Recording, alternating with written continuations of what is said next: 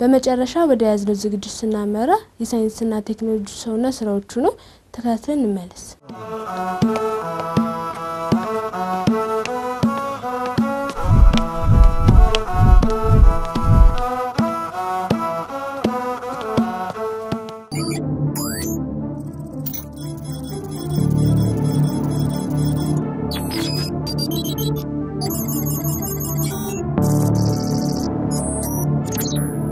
ሁሌም እንደምንላችሁ የምንኖረው ዕውቀትና ምርምር በበዛበት ክፍለ ዘመን ላይ ነው።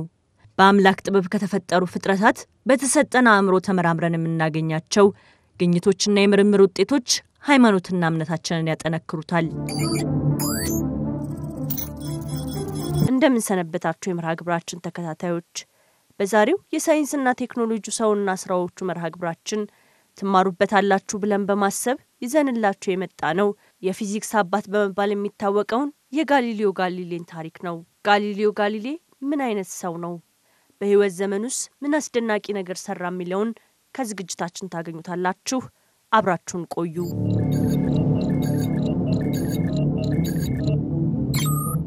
ጋሊሊዮ ጋሊሊ ከ1564 እስከ 1642 የነበረ የጣሊያን የስነ ፈለክ አጥኚና ተመራማሪ ነበር። በዘመኑ የራሱን አግሉ መነጽር በመስራት ጨረቃ ተራራ እንዳላት፣ ጁፒተር የተባለው ፈለክ ልክ እንደ መሬት የራሱ የሆኑ 79 ጨረቃዎች እንዳሉት፣ ህብረ ከዋክብትም ከከዋክብት ስብስብ እንደተሰሩ፣ ፀሐይ ጥቁር ነጠብጣቦች እንዳሏት፣ ቬነስ ልክ እንደ ጨረቃ የተለያየ ቅርጽ በጥልቁ እንደምትይዝ የመሰከረና በኋላም መጽሐፍትን ጽፎ ያሳተመ ሳይንቲስት ነው።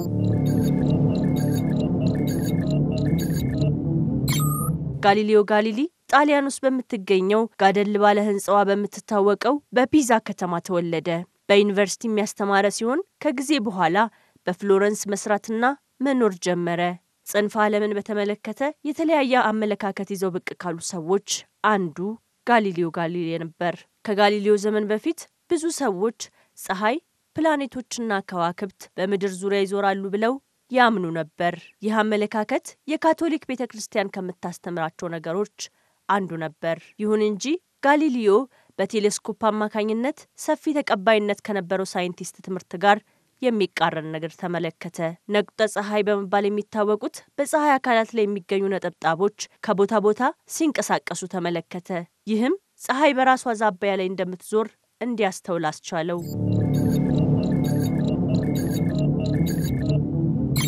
እንደዚህ ያሉ ግኝቶች የሰው ልጆች ስለ ጽንፈ ዓለም ያላቸውን ግንዛቤ በእጅጉ እንዲሰፋ አስችለዋል። ከዚያ በፊት ፖላንዳዊው የስነ ፈለክ ተመራማሪ ኒኮላስ ኮፐርኒከስ ምድር በፀሐይ ዙሪያ ትዞራለች የሚለውን ጽንሰ ሐሳብ ማስፋፋት ጀምሮ ነበር። ጋሊሊዮ ኮፐርኒከስ ስለ ጠፈር አካላት እንቅስቃሴ ያደረገውን የምርምር ስራ ካጠና በኋላ ከዚህ ጽንሰ ሐሳብ ጋር የሚስማማ መረጃ ሰበሰበ። መጀመሪያ ላይ ጋሊሊዮ ስድብና ፌዝ እንዳይደርስበት በመፍራት ያስተዋላቸውን ነገሮች ይፋ አላወጣም ነበር። ከጊዜ በኋላ ግን በቴሌስኮፕ አማካኝነት የተመለከታቸውን ነገሮች ለራሱ ብቻ ይዞ መቀመጥ ስላልቻለ ግኝቶቹን ለህዝብ አሳወቀ። ከዚያም ጋሊሊዮ ዲያሎግ ኦን ዘ ግሬት ወርልድ ሲስተም የተባለ መጽሐፍን ጻፈ። ቴሌስኮፕን የፈለሰፈው ጋሊሊዮ ባይሆንም የቴሌስኮፕን የማጉላት አቅም በእጅጉ አሻሽሏል። ይህም ጠቀሜታው እንዲጨምር አድርጓል። ከዚህ በተጨማሪ ጋሊሊዮ የተፈጥሮ ህጎችን ወይም ጉልበቶችን አጥንቷል።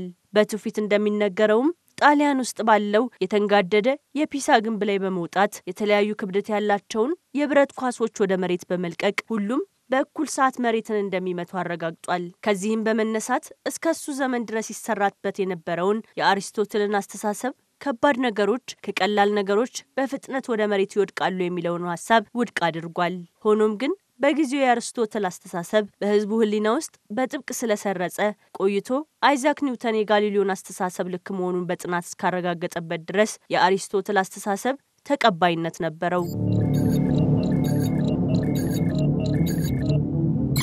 ጋሊሊዮ የብርሃንን ፍጥነት ለማግኘት ሞክሮም ነበር። ሙከራውም እንዲህ ነበር። ቀኑ ሲጨልም እሱና ጸሐፊው ሁለት ራቅ ያሉ የተለያዩ ኮረብታዎች ላይ ወጡ። ሁለቱም የተሸፈነ ፋኖስ ይዘው ነበር። ከዚያም ጋሊሊዮ የራሱን ፋኖስ መሸፈኛ ሲያነሳ ጸሐፊው ይህንን እንዳየ የራሱን ፋኖስ መሸፈኛ ነሳ። በዚህ መንገድ ጸሐፊው የራሱን ፋኖስ ለመክፈት የወሰደበትን ጊዜ ጋሊሊዮ ለካ። በኮረብታዎቹ መካከል ያለውን ርቀትና የጊዜውን ልዩነት ግምት ውስጥ በማስገባት የብርሃንን ፍጥነት ለመገመት ቻለ። ሙከራው ብርሃን ፍጥነት እንዳለውና በቅጽበት እንደማይጓዝ በትክክል ቢያሳይም ጋሊሊዮ የለካው ፍጥነት ግን ትክክል አልነበረም። አይንን ለመግለጥና እጅን ለማንቀሳቀስ የሚወስደው ጊዜ ከብርሃን ፍጥነት ጋር ሲወዳደር ብዙ ስለሆነ ሙከራው ትክክል እንደማይሆንም ሳይታለም የተፈታ ነበር። ጋሊሊዮ ከሱ ቀድሞ የተነሳውን የኮፐርኒከስን ሐሳብ መሬት ሳትሆን ፀሐይ የዓለም መካከለኛ ናት የሚለውን በመደገፉ በካቶሊክ ቤተክርስቲያን ለእስር ተዳርጎ ነበር። ይህም በዚያ ዘመን የነበሩ የቤተክርስቲያኒቱ አዋቂዎች ያምኑት እንደነበረው መሬት ቆማው ሌላው ዓለም ሁሉ በመሬት ዙሪያ ይሽከረከራሉ የሚለውን ስለተቃወመ ነበር። ከዚህም በኋላ እስካረፈበት 1642 ድረስ የቤት እስረኛ ሆኖ ዘልቋል። በቅርቡም በ20ኛው መቶ ክፍለ ዘመን የሮማ ፖፕ የተፈጥሮ ሕግጋት ጥናት አባት በማለት የካቶሊክ ቤተክርስቲያን ከ400 ዓመት በፊት በጋሊሊዮ ላይ ለፈጸመችው ግፍ ይቅርታን ጠይቀዋል። ውድ ተከታታዮቻችን ሁላችሁም ልታሳኩት የምትፈልጉት ራዕይ እንዳላችሁ ባለሙሉ ተስፋ ነን። እናም ይህ ራዕያችሁን ለማሳካት የትኛውንም ችግር ለማለፍ ዝግጁ መሆን አለባችሁ። ደግሞ እኛ ክርስቲያኖች ለየትኛውም የዓለም ፈተና ባለመሸነፍ ወደ ግባችን መድረስ ጠባያችን ነው። ምክንያቱም ሁሉን እንድንችል የሚያደርገን ሁሉን ቻዩ እግዚአብሔር አባታችን ነውና። ያሰብነው ይሳካ ዘንድ የአባቶቻችን አምላክ የኛም አምላክ ቅዱስ እግዚአብሔር ይርዳን። አሜን። እናም ራዕያችን ይሳካ ዘንድ እንጸልይ መልእክታችን ነው። ሰላም እግዚአብሔር ከሁላችን ጋር ይሁን።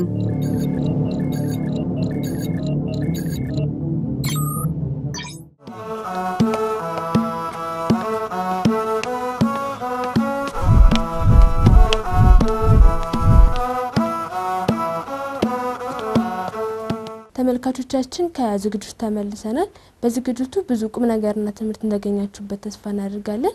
ይህን ዝግጅት ላቀረቡን ሁሉ እግዚአብሔር አምላክ ቃሉን ያሰማል። ተመልካቾቻችን እንግዲህ በመጪው ጊዜያት የምናከብረው በዓለ ዕርገት ነው።